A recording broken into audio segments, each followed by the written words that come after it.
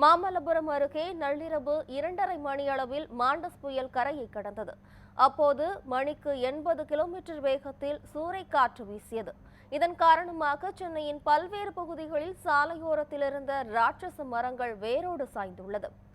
எழும்பூர் பகுதியில் petrol bunk மீது ராட்சச மரம் விழுந்ததால் பெட்ரோல் நிலையத்தின் மேற்கூரை முற்றிலுமாக உடைந்து சேதமடைந்தது.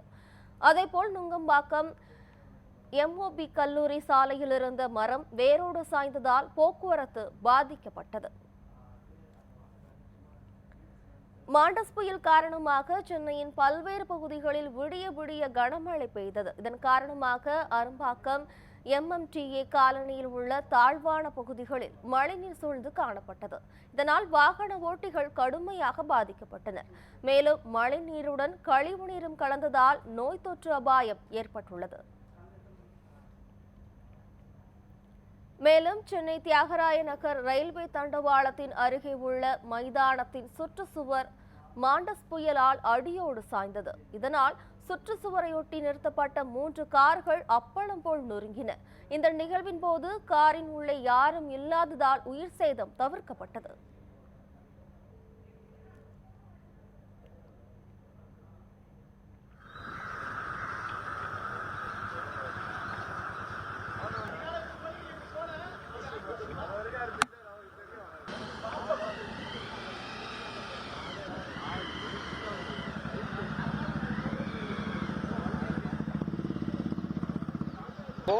கேன்சல்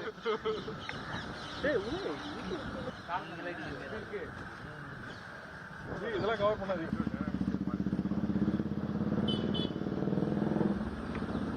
பார்ப்போம், நான் ஃபர்ஸ்ட் எடுப்போம்.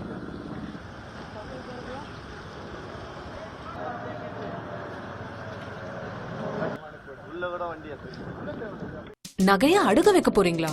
நிறைய ஜுவல்ஸ், அதுக்கு கொஞ்சம் காசு, அதுக்கு வட்டி கட்டி கட்டி எதுக்கு?